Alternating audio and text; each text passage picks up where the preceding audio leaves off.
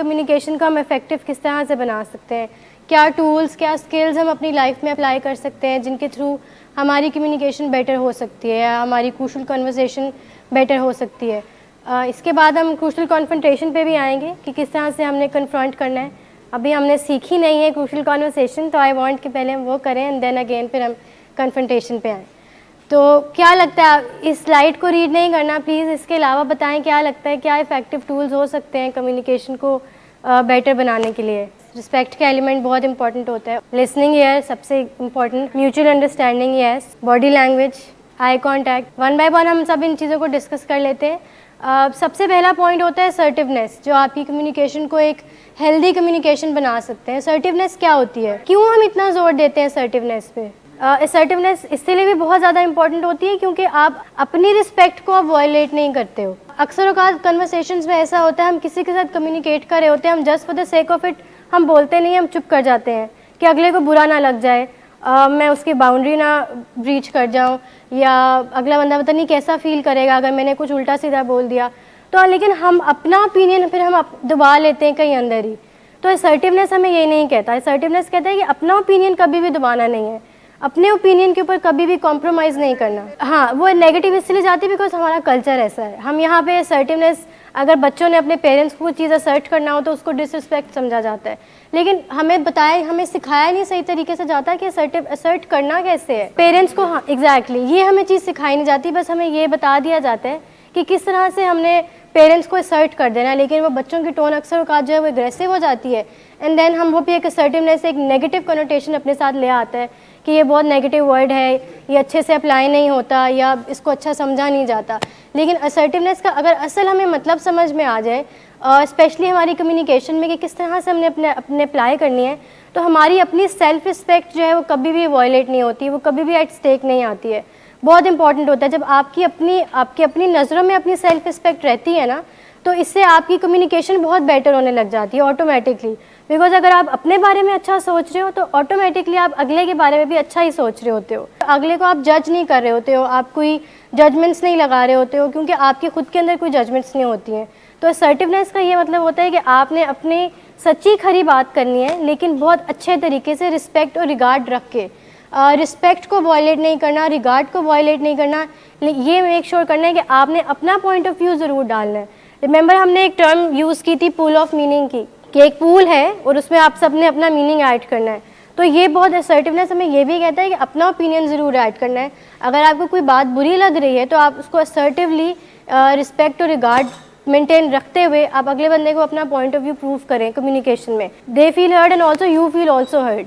तो ये चीज़ बहुत इंपॉर्टेंट होती है कन्वर्सेशन में। कंप्लाइंस 100% देना चाहिए। अगर तो आपको नेक्स्ट बंदा, जैसे आपको आपकी फैमिली रियलाइज़ करा रही थी, आपके भाई बता रहे थे कि आपकी टोन ऊपर हो रही है, तो उस टाइम पे आप असर्टिवली कैसे देते थे कि I am sorry, I know, thank you for telling me, आपने अच्छा किया मुझे बता दिया, I will work on it, and then थोड़ा सा गैप लेके अगेन स्टार्ट द कन्वर्सेशन। क्योंकि अगर आप बार बार सेफ एग्जिट लेते जाएंगे तो फिर ये फ़ायदा नहीं, किसी एंड पर नहीं पहुंच रही है ना बात। जब भी मीटिंग होती है अगेन जो है कामनेस का एलिमेंट चला जाता है, फिर अगेन सेफ एग्जिट ले लिया जाता है और फिर बात वहीं की वहीं रह जाती है। बट हमने एक्चुअली में क्रूशियल कॉन्वर्सेशन करनी है और हमने किसी एक फाइनल डिसीजन के ऊपर आना है और हमने ये डिसाइड करना है कि किस तरह से डिसाइड करना है। तो एक प्रॉपर स्टेप्स हमने अभी उन प्रोसेस से गुजरना है। लेकिन अगर हम पहले पे ही स्टक हैं और बार बार सेफ एग्जिट ले जा रहे हैं तो ये भी तो कोई बेनिफिट नहीं दे रही है ये चीज़। तो इसके ऊपर भी वर्क करना है। अगर आपकी जैसे आपकी फैमिली मेम्बर आपको बता रहे थे इस चीज़ के बारे में, तो उस टाइम पे आप कह देते कि आई एम सॉरी, ठीक है मैं रियलाइज़ करती हूँ कि थैंक यू फॉर टेलिंग मी।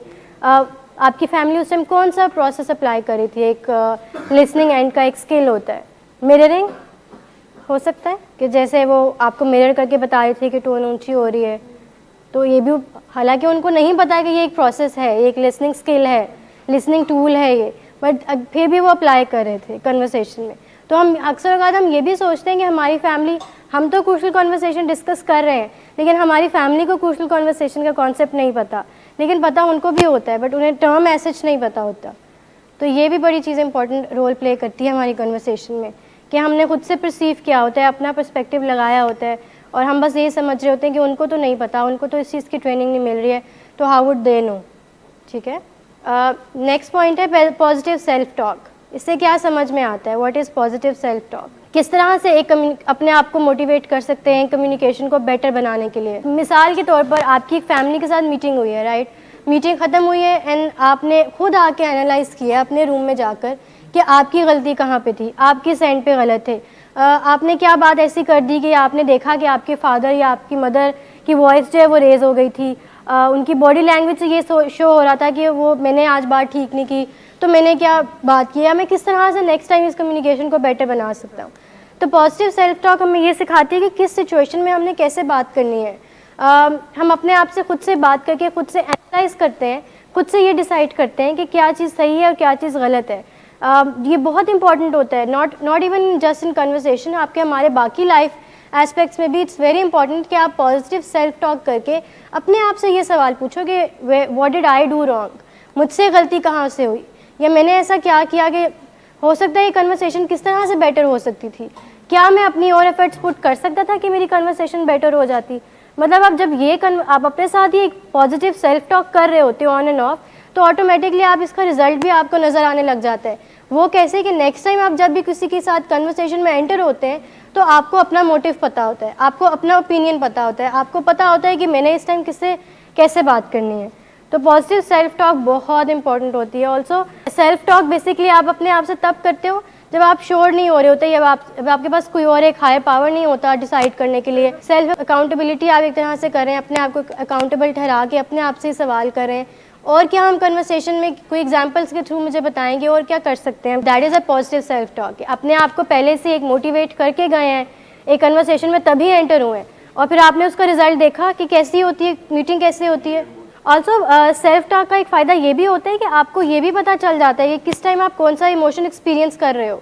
अगर आप बहुत ज़्यादा इस सेल्फ टॉक को प्रैक्टिस करना शुरू कर देना, एक पार्ट ऑफ लाइफ बना लें इसको, तो आप खुद देखेंगे कि कितना बेनिफिट मिलता है इस चीज़ से। आपको पता चल जाता है कि इस टाइम मेरा इमोशन ये है, क्यों कि आपकी फिजिकल बॉडी, फिजिकल सेंसेशंस के थ्रू आप ये जज कर पाते हो।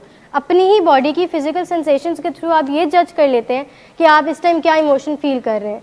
तो इस तरह से पॉजिटिव ये सेल्फ टॉक जो है वो बहुत इंपॉर्टेंट रोल प्ले करती है हमारी एक कम्युनिकेशन को या हमारी कन्वर्सेशन को इफेक्टिव बनाने में। इसको हम कहते हैं कि खुद से बात करना, खुद से एक अच्छे तरीके में बात करना और खुद से सवाल पूछना कि मेरी गलती कहाँ पे है, मैंने क्या गलत किया है, किस तरह से मैं इस कन्वर्सेशन को और अच्छा बना सकता था, मैं और क्या अपने आप में इम्प्रूवमेंट लेकर आ सकता हूँ, मैं किस तरह से अगले बंदे को ये अपना पॉइंट ऑफ व्यू शेयर कर सकता हूँ। या अपने आप से जब आप सवाल पूछ के जाते हैं तो आप प्रिपेयर्ड होते हैं, आपके पास सारे टूल्स होते हैं, आपके पास एक पूरी टूल किट होती है और आपको पता होता है कि अब जब मैं कम्युनिकेशन में एंटर करूँगा तो ऑफकोर्स इसका रिजल्ट और इसका कॉन्सिक्वेंस भी अच्छा आएगा। Next is reading social cues. ये क्या है, ये किस तरह से हेल्पफुल होता है हमारी कम्युनिकेशन में। नॉन वर्बल एक्शंस में क्या क्या आएगा, फेशियल एक्सप्रेशंस, बॉडी लैंग्वेज हो गई आपकी, आई कांटेक्ट हो गया, आपके फेशियल एक्सप्रेशंस हो गए, और क्या हो सकते हैं सोशल क्यूज़, जेस्टर्स जैसे कि हैंड मूवमेंट, खामोश हो जाना। अच्छा, एक आप किसी के साथ कन्वर्सेशन कर रहे हैं, बातचीत कर रहे हैं, मुलाकात कर रहे हैं और एक बंदा बिल्कुल अपने हाथ बंद करके खड़ा हुआ है और वो खड़ा हुआ है लेकिन सुन आपकी बात रहा है लेकिन ऐसे करके खड़ा हुआ है। What does that show? That means कि जब मेरे पास ज़्यादा वक्त नहीं है, जल्दी से अपनी बात कंप्लीट करो। मे बी वो आपको सुन भी नहीं रहे। तो ये सोशल क्यूज़ को रीड करने से आप अपनी कम्युनिकेशन को बहुत इफेक्टिव बना सकते हैं। अगर कोई बंदा बार बार फिजिटिंग कर रहा है, अपने पाँव बार बार हिला रहा है, तो इसका क्या मतलब है, इससे क्या मैसेज शो हो रहा होता है? एंजाइटी, ऑल्सो टेंशन शो हो रही होती है, नर्वसनेस, इससे शो हो रहा होता है कि टाइम मतलब वक्त की कमी है उसके पास, he has to go somewhere. तो जब आप ये ऑलरेडी ये सोशल क्यू को रीड कर लेते हो बगैर अगले बंदे को बताए हुए या अगले बंदे से पूछे हुए, तो इसका फिर बेनिफिट क्या होता है? आपको पता चल जाता है कि किस तरह से आपने उस बंदे से बात करनी है। आपको ये पता चल जाता है कि राइट नाउ वो बंदा किस स्टेट में है। ठीक है, एंक्शियस है, अगर कोई अपनी फिजिटिंग कर रहा है तो that means he is anxious. तो फिर आपको ऑलरेडी अगर आपने ये सोशल क्यू उसका रीड कर लिया तो फिर आप उससे किस तरह से कन्वर्सेशन करेंगे to make him feel comfortable, क्योंकि आपको ऑलरेडी आपने ये चीज़ रीड कर ली है कि वो एक बंदा कंफर्टेबल नहीं है, तो आप उससे फिर कंफर्टेबल करने की कोशिश करेंगे या इस तरह से आराम से असर्टिवली पोलाइट वे में रिस्पेक्ट और रिगार्ड को मेंटेन करते हुए आप उनसे बातचीत करेंगे। तो फिर एक टाइम आएगा कि वो बंदे की जो कंफर्ट लेवल है वो अचीव कर लेंगे आप, और फिर आप खुद देखेंगे इस तरह से कम्युनिकेशन आपकी कितनी इफेक्टिव हो जाती है। सोशल क्यूज़ हमें ये भी बताता है कि कौन सी सिचुएशन में किस टाइम हमने क्या बात करनी है। ये भी अगर हम इस चीज़ को भी रीड कर लें, that also comes under social cues, reading social cues, कि क्या सिचुएशन है। मिसाल के तौर पर आपकी फैमिली मीटिंग है, ड्रग से रिलेटेड उन्होंने कोई बात करनी है और आप कोई नॉन इशू लेकर बात करना शुरू कर देते हैं। दैट मीन्स कि आप सोशल क्यू को रीड ही नहीं कर रहे। अक्सर पेशेंट्स ऐसे करते हैं कि मीटिंग्स में नॉन इशू के ऊपर बात हो रही होती है। क्या क्या नॉन इश्यूज होते हैं? खाना, कारोबार कैसा जा रहा है, चाचू से बात करा दें, चाची से बात करा दें, खाना नहीं अच्छा यहाँ का, दिए कि नहीं दिए, मेरा पेट कैसा है, डिग्री, मैं आगे म्यूज़िक परस्यू करना चाहता हूँ, गर्लफ्रेंड कैसी, उस तक मेरा मैसेज पहुँचा है कि नहीं पहुँचा। और फैमिली इस साइड से बैठी होती है कि उन्होंने बात करनी होती है कि इलाज पे फोकस करो, और आपको भी ये चीज़ पता होता है कि उन्होंने यही इसी बारे में मीटिंग करनी है, लेकिन फिर भी आप उस सोशल क्यू को रीड नहीं करते और फिर भी आप नॉन इश्यूज़ के ऊपर बात करने शुरू हो जाते हैं। तो दैट मीन्स कि इस तरह से कन्वर्सेशन किसी एंड पर नहीं जा रही, कोई फ़ायदा नहीं मिल रहा, बेनिफिट नहीं हो रहा इस कन्वर्सेशन का, बिकॉज आपके पास ये टूल नहीं है, आपके पास ये स्किल नहीं है कि आप इस स्किल को अपनी कन्वर्सेशन में लेकर आएँ। हो जाते हैं, शुरू में होते हैं, सब होते हैं, बिकॉज उस टाइम पे आपको प्रैक्टिस नहीं होती सोशल क्यूज़ को रीड करने की। ये विद टाइम आता है, ये कोई एक दफ़ा कर, जिस तरह से क्रूशल कन्वर्सेशन एक दफ़ा कर लेने से या एक दफ़ा उसमें एंटर हो जाने से कंप्लीट नहीं होती है ना, इसी तरह से ये सब टूल्स भी एक दफ़ा यूज़ कर लेने से आप कभी भी इनको अपनी लाइफ में नहीं लेकर आ सकते परमानेंटली। इसके लिए आपको बहुत ज़्यादा प्रैक्टिस की ज़रूरत होती है, आपको कंटिन्यूसली इस चीज़ की प्रैक्टिस करना पड़ती है, बार बार करना पड़ती है, डेलिबरेटली करना पड़ती है अपने आप को। You can even set reminders अपनी कन्वर्सेशन में एंटर होने से पहले कि ये चीज़ें आपने अपने माइंड में रखनी है। तो जब तक आप ये चीज़ें प्रैक्टिस करते रहेंगे, ऑन एंड ऑफ करते रहेंगे, तो फिर ही एक टाइम आएगा कि आप ऑटोमेटिकली वो एक ऑटोमेटिक सिस्टम में आ जाएगा आपके ओवरऑल एक्सपीरियंस में। इसके अलावा give and take. What is give and take? Conversation में से गिव एंड टेक हेल्प करेगा। उनको स्पेस दें इतनी कि वो अपनी फीलिंग्स को एक्सप्रेस कर सकें। ये कहा जाता है कि talk less and listen more. What is this? इससे क्या समझ आता है? और उसकी बात सुने, खुद कम बोले और अगले, इसका फ़ायदा क्या होता है? ऑल्सो गिव एंड टेक हमें ये कहता है कि जितना अगर आप अगले बंदे को रिस्पेक्ट देंगे, आप एक रिस्पेक्ट का एलिमेंट अपनी कन्वर्सेशन में रखेंगे, तो ऑटोमेटिकली आपको अगले बंदे से भी रिस्पेक्ट मिलेगी, इंश्योर हो जाती हैं गिव एंड टेक से। बहुत इंपॉर्टेंट लिसनिंग ईयर, अगले बंदे को आप जब तक लिसनिंग ईयर नहीं प्रोवाइड करेंगे, एक लिसनिंग टूल भी आ जाएगा ये गिव एंड टेक, कि अगर आप सुन रहे हो अगले बंदे की बात, उसको ये शो हो रहा है कि यहाँ मैं सुना जा रहा हूँ, या मुझे जजमेंट्स नहीं मिल रही हैं, या मुझे जज नहीं किया जा रहा, मैं अपने पर्सपेक्टिव से बात कर रहा हूँ, मैं अपना ओपिनियन शेयर कर पा रहा हूँ। मतलब अगले बंदे को एक प्रॉपर स्पेस देना कि वो अपनी बात प्रॉपर तरीके से कन्वे कर सके और समझा सके, ठीक है, अपनी बात को प्रॉपरली वो बता सके कि वो किस टाइम क्या महसूस कर रहा है। तो दैट मीन्स कि आप उसको लिसनिंग एयर प्रोवाइड कर रहे हो, आप उसको बता रहे हो कि हाँ you can share your things with me, you should be comfortable enough कि आप अपनी चीज़ों को मुझसे शेयर कर लो। तो ये चीज़ जब आप अपने कन्वर्सेशन में इसको लेकर आते हैं, तो इसका फ़ायदा ये होता है कि आपकी कम्युनिकेशन बहुत इफेक्टिव हो जाती है। गिव एंड टेक की हम एग्जांपल ले लेते हैं इस तरह से कि मैं और आप कन्वर्सेशन कर रहे हैं, ठीक है, मैं आपसे बहुत ज़्यादा गुस्से से बात कर रही हूँ, ठीक है, और आप भी आगे से मुझसे गुस्से से बात कर रहे हैं, तो इसका रिजल्ट क्या निकलेगा इस कन्वर्सेशन का? ज़ीरो, लड़ाई। We might even fighting with each other, like हम एंड अप इस तरह हो जाए कि हम एक दूसरे से हाथापाई शुरू कर दें, ठीक है। तो गिव एंड टेक का जो कम्युनिकेशन टूल है, ये हमें ये सिखाता है कि अगले बंदे की बात सुनना है, अगले बंदे को एक स्पेस प्रोवाइड करनी है कि वो अपना ओपिनियन शेयर कर सके, जो कि हम एक कहावत एक इस्तेमाल की जाती है कि कम बोलें और ज़्यादा सुने, ठीक है, talk less and do more. तो इसका फ़ायदा ये होता है कि आप अगर कम बात करेंगे, अगले की ज़्यादा सुनेंगे, तो आप उनको गिव एंड टेक की एक सिचुएशन में आ रहे हैं। जो हमारे रिलेशनशिप्स होते हैं, इवन ये भी इसी कॉनोटेशन के ऊपर बेस्ड होते हैं कि गिव एंड टेक करना है। इवन पेरेंट्स और बच्चों के साथ ये समझा जाता है, बच्चे ये समझते हैं कि हमारी तरफ से कोई गिव नहीं है, सिर्फ हमने टेक ही करना है। अक्सर बात ऐसा होता है, पेशेंट्स ये समझते हैं या बच्चे ये समझते हैं कि पेरेंट्स का तो फ़र्ज़ है कि वो हमारे लिए सब कुछ करें, हमारा कोई फ़र्ज़ नहीं है। वो अपने राइट्स भूल जाते हैं कि उन बच्चों के क्या राइट्स होते हैं वैसे अपने पेरेंट्स को लेकर, जो कि दी जाती है रिस्पेक्ट, उनको नहीं दी जाती। और क्या राइट्स सिर्फ एक राइट होता है पेरेंट्स का, ड्यूटीज़, यस। और क्या राइट्स होते हैं बच्चों के as a child, as a adult child, क्या उनके हो सकते हैं राइट्स? अच्छा, जब बच्चा कहता है कि मैंने तो बहुत पढ़ लिया है, मुझे तो इतनी अच्छी एजुकेशन मिल गई है, तो मैं ये आपके लिए तो पढ़ रहा हूँ, तो कि क्या बच्चे अपने माँ बाप के लिए पढ़ते हैं या खुद के लिए पढ़ रहे होते हैं? तो फिर ये क्यों कहा जाता है मैं पढ़ तो रहा हूँ ना, एटलीस्ट मैं पढ़ाई तो कर रहा हूँ ना?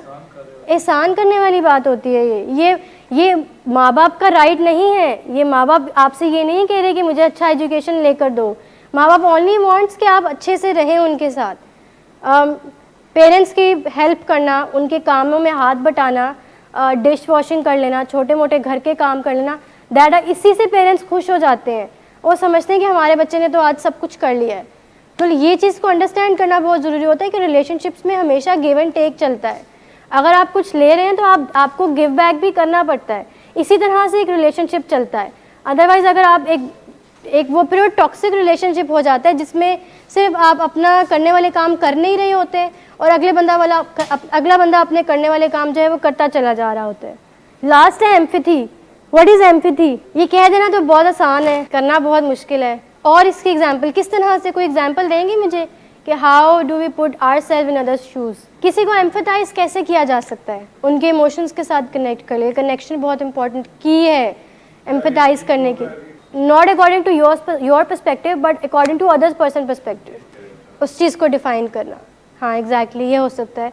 अच्छा, सिंपैथी क्या होती है? हाँ ये तो उर्दू लिटरल मीनिंग आ गया ना, हमदर्दी, अगले के साथ बैठ के रोना। फॉर एग्जाम्पल एक बंदा है, उसको चोट लग गई है, सिंपैथी करना ये होगी कि वो कहेगा हो आई am sorry, I feel so bad for you, मेरे साथ भी ऐसे हुआ, मुझे भी एक दफ़ा यहीं पे एग्जैक्टली इधर ही चोट लगी थी, बहुत पेन हुई थी।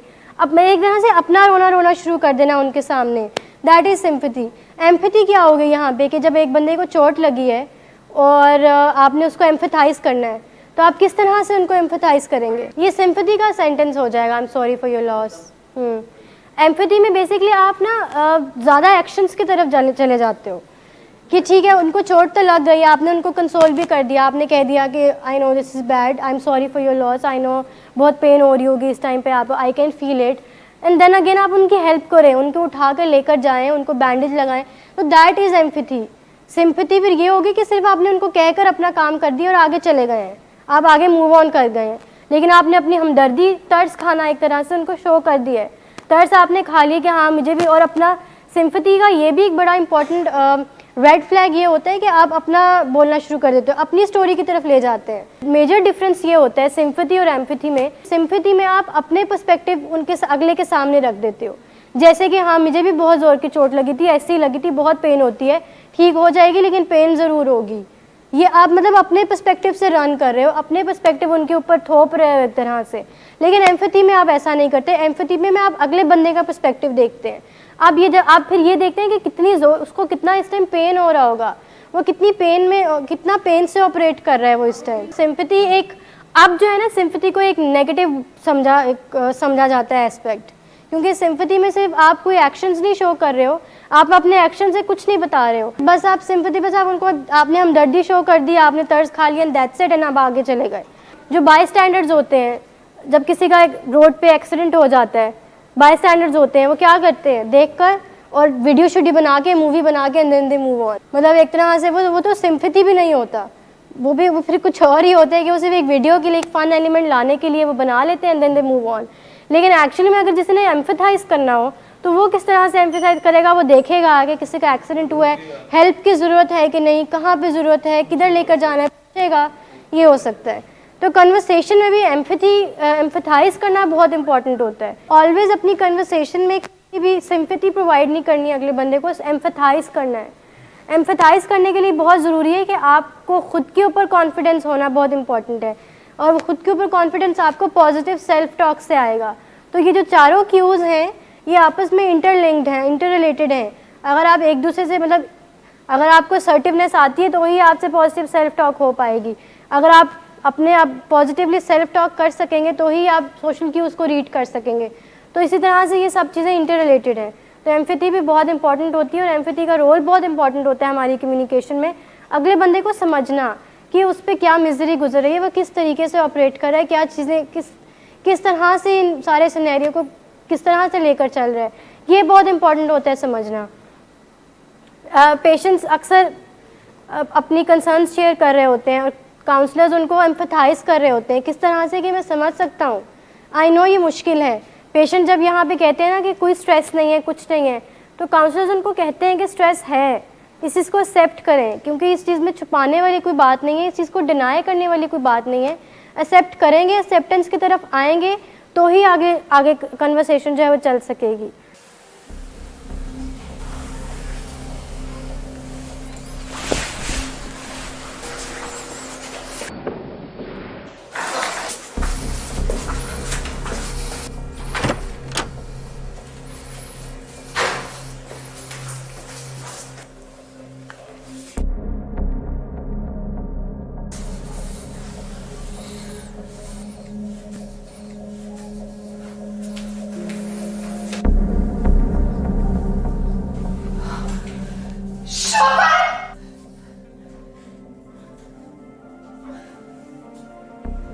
शराब नोशी की वजह किरदार की खराबी नहीं, मूड की खराबी है।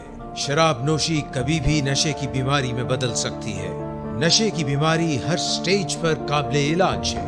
मदद हासिल कीजिए, क्योंकि वो ऐसा नहीं करेगा। विलिंग वेज से मदद हासिल कीजिए, कहीं से भी मदद हासिल कीजिए, लेकिन फौरी मदद हासिल कीजिए। जिस मुआवजे के इंतजार में आपने बहुत देर कर दी, अब वो दस्तक दे रहा है। मदद हासिल कीजिए, मदद हासिल कीजिए, मदद हासिल कीजिए। These are some obstacles to positive communication। कुछ hurdles आ जाती हैं जो हमें positive communication की तरफ नहीं जाने देती या हमारा ध्यान बढ़ जाता है। सबसे पहली आती है लो सेल्फ इस्टीम।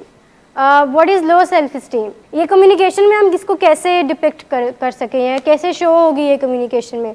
एक बंदा उसकी नेगेटिव या उसकी लो सेल्फ इस्टीम है, तो ये वो किसी के साथ कम्युनिकेशन में है, तो कैसे पता चलेगा कि उसकी सेल्फ इस्टीम लो है? आई कॉन्टैक्ट नहीं होगा, वो इसीलिए नहीं बोलेगा बिकॉज उसको होगा कि मैं तो सुना ही नहीं जाऊंगा, या मेरी बात तो मैटर ही नहीं करती है, मेरी बात की कोई वैल्यू ही नहीं है, मेरी बात की कोई कदर ही नहीं है, वो समझेगा ही नहीं अगला बंदा, झिझक के बात करेगा, कॉन्फिडेंस नहीं होगा, लो सेल्फ इस्टीम होगी, क्योंकि उसको अपने ऊपर कॉन्फिडेंस नहीं होगा, उसका अपने बारे में ख्याल अच्छा ही नहीं है, उसका अपने बारे में राय अच्छी नहीं है, तो वो क्या दूसरों को राय देगा। ठीक है, तो जब किसी की लो सेल्फ इस्टीम होती है तो कम्युनिकेशन में सबसे बड़ा हर्डल तब आता है। क्योंकि कम्युनिकेशन गैप बहुत बड़ा हो जाता है, अब वो बात हो ही नहीं पा रही होती just because of low self esteem, क्योंकि अगले बंदे को अपने ऊपर कॉन्फिडेंस ही नहीं है, उसको पता ही नहीं कि उसने बात क्या करनी है और कैसे करनी है, और अगर बात कर भी लेगा तो वो हैंडल कैसे करेगा। अक्सर बात ऐसे होता है कि आप सोच रहे होते हो अंदर ही दिल में बात तो मैं कर लूँगा, लेकिन अगर इसका कॉन्सिक्वेंस जो आएगा वो मैं कैसे हैंडल करूँगा। तो बेहतर यही कि मैं बात करता ही नहीं, मैं कन्वर्सेशन करता ही नहीं, क्योंकि इसका अगर कॉन्सिक्वेंसेस मुझे पता है कि नेगेटिव ही होगा, तो फिर मैं फ़ायदा ही नहीं बात करने का, मैं करूँगा ही नहीं। तो इसका मतलब ये है कि नेगेटिव सेल्फ इस्टीम है उसकी, जिसकी वजह से वो कम्युनिकेशन को आगे लेकर नहीं चल पा रहा है। परफेक्शनिज्म क्या है? Over confidence. Perfectionism somehow related है। अगर किसी की इन्फ्लेटेड सेल्फ इस्टीम है, what is inflated self esteem? बहुत ज़्यादा परफेक्शनिस्ट कि मैं तो कुछ गलत कर ही नहीं सकता, मैं तो कभी कुछ गलत बोल ही नहीं सकता, ऐसा हो ही नहीं सकता कि मैं कन्वर्सेशन में कुछ गलत कहूँ, ऐसा हो ही नहीं सकता कि मेरी मान ही ना जाए। तो बहुत ज़्यादा परफेक्शनिज्म के ट्रेट्स आने लग जाए जब किसी के अंदर, और बहुत ज़्यादा ओवर कॉन्फिडेंस आने लग जाए, तो वो भी आपकी कम्युनिकेशन में हर्डल बनता है। ग्रैंडियोसिटी भी यही होती है ना, कि आप बहुत ज़्यादा अपने आप को बहुत बड़ी चीज़ समझने लग जाते हो, तो वो सेल्फ वर्थ तो नहीं आएगी यहाँ पे। ग्रैंडियोसिटी में भी सेल्फ वर्थ नहीं होती, आप बहुत एक्स्ट्रा सेल्फ वर्थ आने लग जाती है, आप अपने आप को अपने से नीचा हर किसी को समझते हो, अपने से ऊपर किसी को नहीं समझते। इसी तरह से कम्युनिकेशन में भी आप ये समझते हो कि अगला बंदा तो प्रॉपरली कम्युनिकेट कर ही नहीं सकता, सिर्फ मैं ही बेस्ट हूँ, मैं ही अच्छा कर सकता हूँ।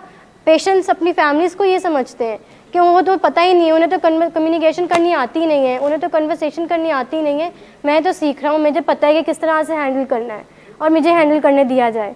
तो दैट मीन्स कि वहाँ पे वो परफेक्शनिज्म ट्रेट्स आ रही हैं, उनकी इन्फ्लेटेड सेल्फ इस्टीम है, और वो कम्युनिकेशन को आगे कभी भी वो हेल्पफुल नहीं बन पाएगी, कभी भी वो हेल्दी नहीं बन पाएगी।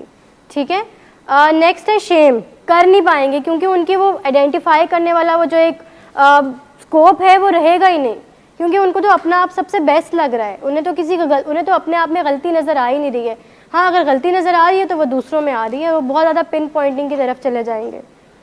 शेम कैसे एक हर्डल बनेगा हमारी कम्युनिकेशन में? जब हम शेम से ऑपरेट कर रहे होते हैं, कैसा बिहेवियर होता है हमारा? इंट्रोवर्ट, जब हमारा नया इंटरवेंशन प्रेजेंट हुआ होता है, अगली मीटिंग होती है फैमिली के साथ, तो हम बहुत शेम में होते हैं, राइट, गिल्ट में होते हैं, बहुत शेम में होते हैं, तो हम कैसी मीटिंग करते हैं उस टाइम पे? थोड़ा बोलते हैं, शाय हो जाते हैं, बात नहीं सही से करते हैं उनसे, हमें पता होता है कि हमसे कितनी गलतियाँ हुई हैं, क्योंकि हम शेम में होते हैं, हम शेम से ऑपरेट कर रहे होते हैं, हम अपना पॉइंट ऑफ व्यू देने की हालत में ही नहीं होते, उस सिचुएशन पे ही नहीं होते, हम ना ही तो लिसनिंग एंड पर होते हैं, ना ही तो कम्युनिकेटेड उस एंड पर होते हैं।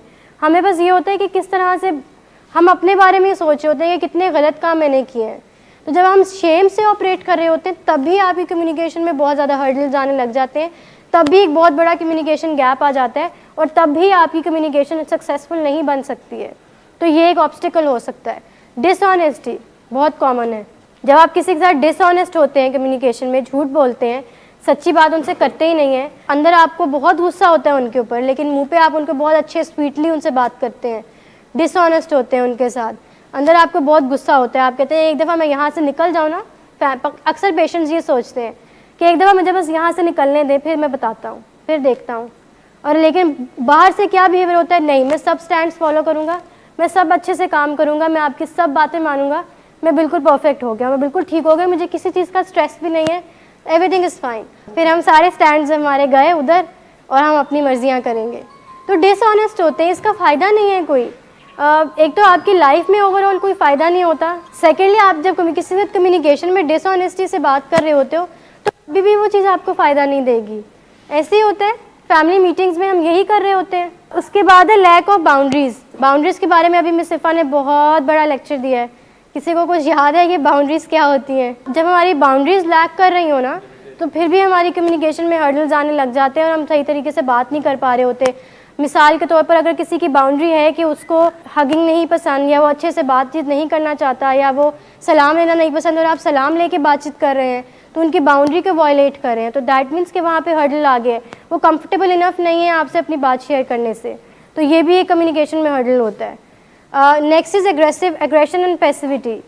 ये किस तरह से हमारी कम्युनिकेशन में एक ऑब्स्टिकल आएगा? जब आप बहुत ज़्यादा वायलेंस और साइलेंट, बी क्वाइट, हमने एक टर्म जो हमने डिस्कस की थी, साइलेंस एंड वायलेंस, ये वही है exactly, that is the same thing, you get of the track, right. जब आप बहुत साइलेंट होते हो या बहुत एग्रेसिव होते हो, तभी आप कम्युनिकेट प्रॉपरली नहीं कर सकते, और तभी भी फिर भी आपकी कम्युनिकेशन जो है वो हेल्दी नहीं होगी, वो सक्सेसफुल नहीं होगी। क्यों? क्योंकि आप तो बहुत गुस्से में किसी से बात कर रहे हैं, या तो फिर आप बहुत चुप हैं, कुछ बात ही नहीं कर रहे हैं, तो इसका फिर एक गैप बहुत बड़ा आ जाएगा कम्युनिकेशन में, और वो कम्युनिकेशन गैप इतना बड़ा होता जाएगा कि कभी भी वो सही से बातचीत हो ही नहीं पाएगी। ठीक है, तो ये कुछ हर्डल्स हैं जो हमारे कम्युनिकेशन में आते हैं।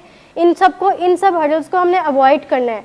हमने कोशिश करनी है कि हमारी पॉजिटिव सेल्फ इस्टीम हो, हमने कोशिश करनी है कि हमारे परफेक्शनिज्म ट्रेट्स ना अपने अंदर आएँ, अपने आप को बहुत बड़ी कुछ चीज़ ना समझें।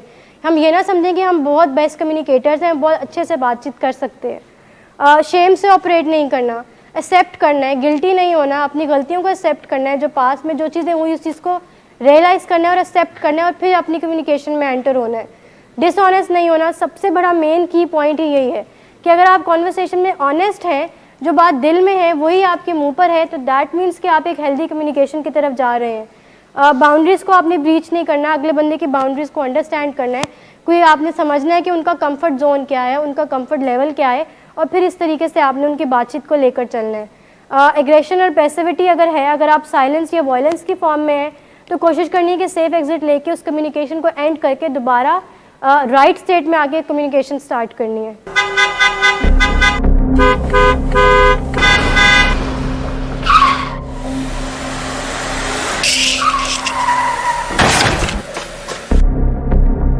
घटिया इंसान, इतनी देर से गेट क्यों खोला? सोए हुए थे तुम क्या? सर मैंने तो मिनट भी बकवास ना करो तुम मेरे साथ। क्या कर रहे हैं आप? अब्बा जी घर पे हैं, नशे में गालियां दे रहे हैं। खुदारा होश में आए, क्या हो गया आपको? होश में कैसे आऊं? सारा किया धरा इन्हीं का तो है। शराब नोशी की वजह किरदार की खराबी नहीं, मूड की खराबी है।